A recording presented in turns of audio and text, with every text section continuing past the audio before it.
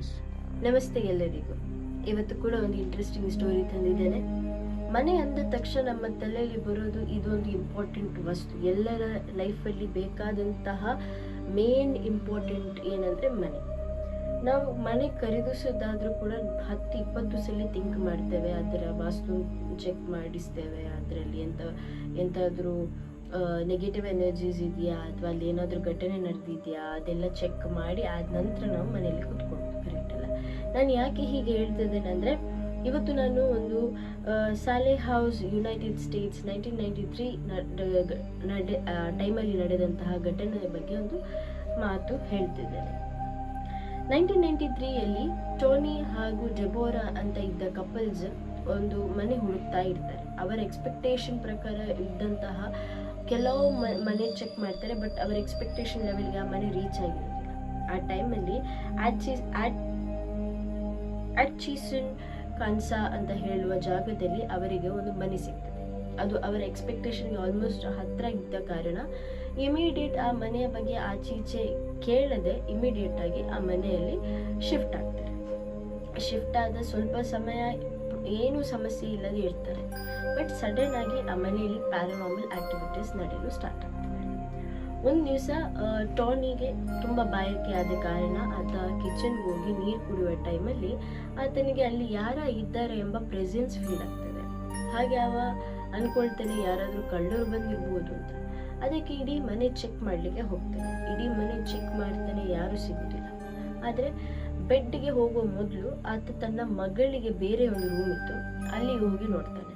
ನೋಡುವಾಗ ಅಲ್ಲಿ ಒಂದು ಅವನಿಗೆ ಶಾಕಿಂಗ್ ಇನ್ಸಿಡೆಂಟ್ ನೋಡಲಿಕ್ಕೆ ಸಿಗ್ತದೆ. ಅದೇನಂದರೆ, ಮಗುವಿನ ಟಾಯ್ಸ್ ಎಲ್ಲ ನೆಲದ ಮೇಲೆ ರೌಂಡ್ ಪರ್ಫೆಕ್ಟ್ ಸರ್ಕಲಲ್ಲಿ ಇಟ್ಟಿದ್ದು. ಅದು ಯಾರು ಇಟ್ಟಿರ್ಬೋದು, ಅದಕ್ಕೆಲ್ಲ ಕ್ವಶನ್ ಮಾರ್ಕ್ ಅವರ ತಲೆ ಇದ್ರು.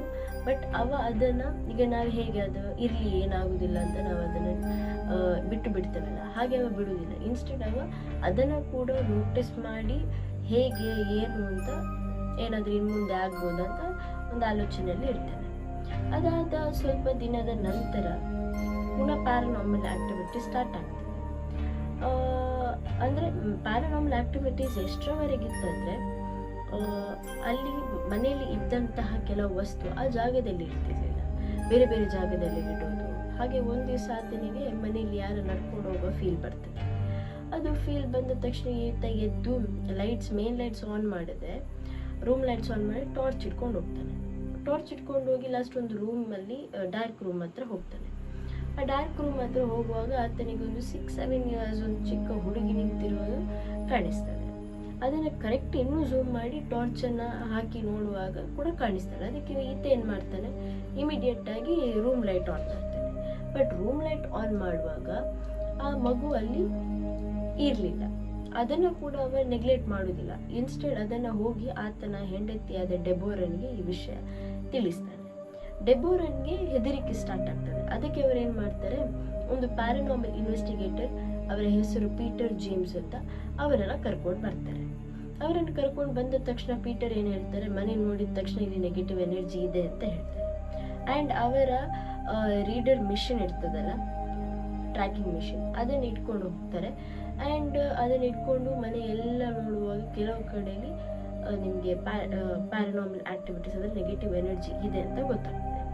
ಲಾಸ್ಟ್ಲಿ ಅವರು ಹೋಗುವಂತಹ ಜಾಗ ಬೇಸ್ಮೆಂಟಲ್ಲಿ ತುಂಬ ಲೌಡ್ ಆಗಿ ತೋರಿಸ್ತಾ ಇರ್ತದೆ ನೆಗೆಟಿವ್ ಎನರ್ಜಿ ಇದೆ ಅಂತ. ಅದಕ್ಕೆ ಬೇಸ್ಮೆಂಟಲ್ಲಿ ನೀವು ಹೋಗೋದಿಲ್ವ ಅಂತ ಪೀಟರ್ ಕೇಳುವಾಗ ಟೋನಿ ಏನು ಹೇಳ್ತಾನೆ, ಇಲ್ಲ ನಾವು ಇದನ್ನು ಬಂದೇ ಇಟ್ಟಿದ್ದೇವೆ, ಇದನ್ನು ಯೂಸ್ ಮಾಡ್ತಿಲ್ಲ, ನಾವು ಅದನ್ನು ಓಪನ್ ಮಾಡಿ ಹೋಗಿ ನೋಡಲೂ ಇಲ್ಲ ಅಂತ.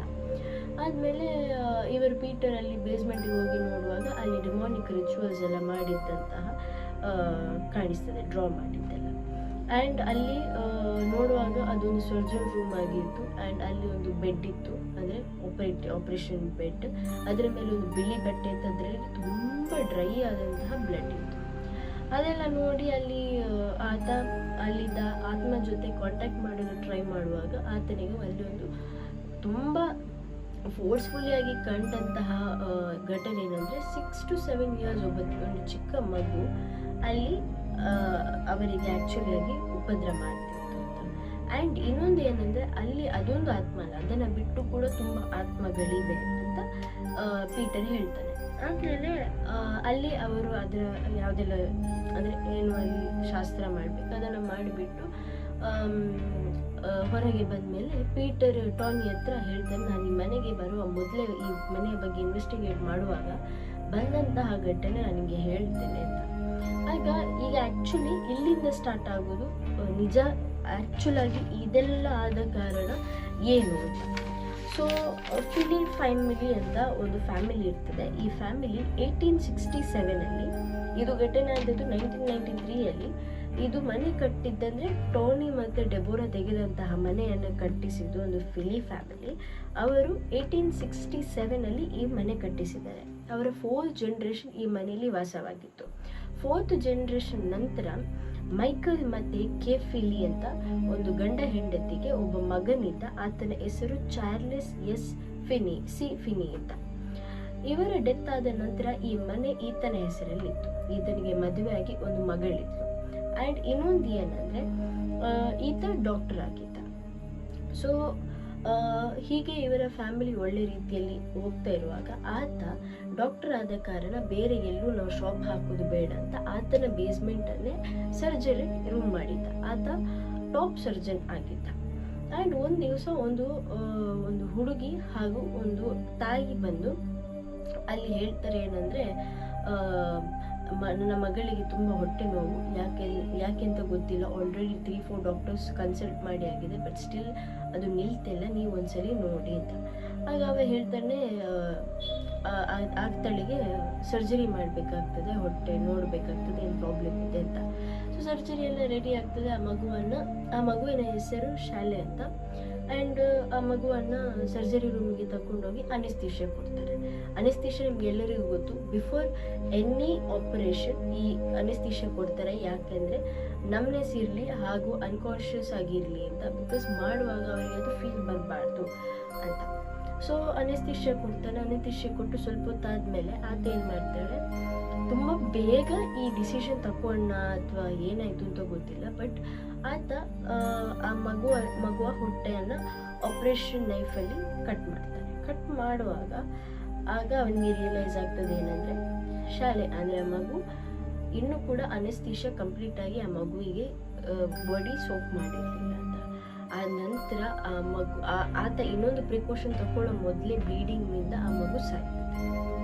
ಸೊ ಪೀಟರ್ ಹೇಳ್ತಾನೆ, ಆ ಮಗುವ ತಲೆಯಲ್ಲಿ ಯಾರೇ ಈ ಮನೆಗೆ ಫ್ಯಾಮಿಲಿ ಬರಲಿ, ಆ ಫ್ಯಾಮಿಲಿಯ ಹೆಡ್ ಇರ್ತಾರಲ್ಲ ಅಂದರೆ ತಂದೆ, ಅವರೇ ಆ ಡಾಕ್ಟರ್ ಚಾರ್ಲೆ ಅವರೇ ನನ್ನನ್ನು ಕೊಂದದ್ದು, ಅದಕ್ಕೆ ನಾನು ಇವರ ಫ್ಯಾಮಿಲಿಯನ್ನು ಸರ್ವನಾಶ ಮಾಡ್ತೇನೆ ಅಂತ ಆ ಕೋಪದಲ್ಲಿ ಇನ್ನೂ ಕೂಡ ಇದೆ ಅಂತ.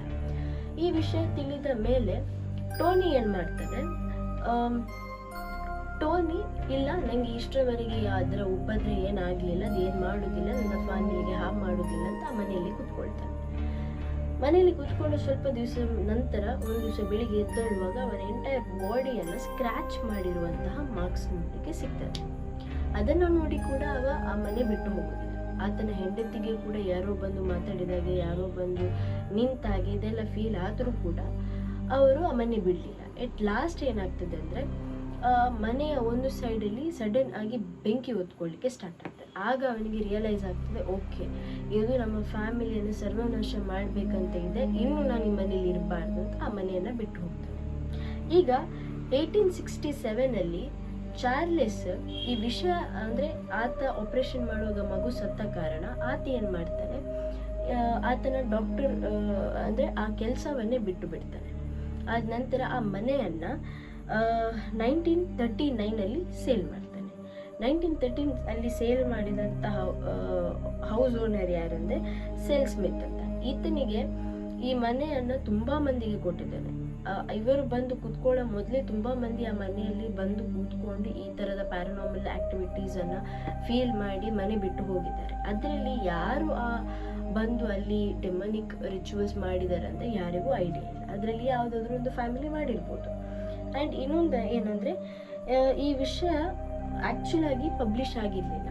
ಬಟ್ 1993 ಯಾವಾಗ ಟಾನಿ ಮತ್ತು ಡೆಬೋರಾ ಈ ಮನೆಗೆ ಹೋದ್ರ ಆ ಟೈಮಲ್ಲಿ ಈ ಎಂಟೈರ್ ವಿಷಯ TV ನ್ಯೂಸ್ ಎಲ್ಲ ಕಡೆಯಲ್ಲಿ ಸ್ಪ್ರೆಡ್ ಔಟ್ ಆಯ್ತು. ಆದ ನಂತರ ಈ ಮನೆ ಈಗ ಬಂದ್ ಮಾಡಿದ್ದಾರೆ. ಬಟ್ ಪ್ಯಾರಾನಾರ್ಮಲ್ ಇನ್ವೆಸ್ಟಿಗೇಟರ್ಸ್ ಈ ಮನೆಗೆ ಹೋಗಿ ಪ್ಯಾರಾನಾರ್ಮಲ್ ಇನ್ವೆಸ್ಟಿಗೇಷನ್ ಮಾಡ್ತಾರೆ. ಈವನ್ ಯೂಟ್ಯೂಬ್ ಚಾನೆಲ್ ಇದ್ದಂತಹ ಪ್ಯಾರಾನಾರ್ಮಲ್ ಇನ್ವೆಸ್ಟಿಗೇಟರ್ಸ್ ಕೂಡ ಹೋಗಿದ್ದಾರೆ. ಆ್ಯಂಡ್ ಈ ಮನೆಯ ಹೊರಗಡೆ ಏನಂದರೆ ಒಂದು ಬೋರ್ಡ್ ಹಾಕಿದ್ದಾರೆ. ಬೋರ್ಡ್ ಏನಂದರೆ enter at your own risk ಅಂತ. ಇವೊಂದು ಲೆಸ್ ಸ್ಮಿತ್ ಫೈನಲಿ ಒಪ್ಪಿಕೊಳ್ತಾನೆ, ಹೌದು ಈ ಮನೆ ತುಂಬ ಹಾಂಟೆಡ್ ಅಂತ. ಅಲ್ಲಿವರೆಗೆ ಎಷ್ಟೋ ಮಂದಿ ಪಾಪ ವಿಷಯ ಗೊತ್ತಿಲ್ಲದೆ ಈ ಮನೆಯಲ್ಲಿ ಮರ್ಡರ್ ಅಂದರೆ ಈ ಒಂದು ವಿಷಯಕ್ಕೆ ಸಿಕ್ಕಿಬಿದ್ದಾರೆ. ಹಾಗೂ ಈ ಥರದೊಂದು ಪ್ಯಾರಾನಾರ್ಮಲ್ ಆ್ಯಕ್ಟಿವಿಟೀಸ್ ಅವರ ಲೈಫಲ್ಲಿ ನೋಡಲಿಕ್ಕೆ ಅವರಿಗೆ ಸಿಕ್ಕಿದೆ. ಸೊ ಈ ಥರದ ಇಂಟ್ರೆಸ್ಟಿಂಗ್ ವಿಡಿಯೋಗಾಗಿ ನಮ್ಮ ಚಾನೆಲನ್ನು ಸಬ್ಸ್ಕ್ರೈಬ್ ಮಾಡಿ. ಹಾಗೆ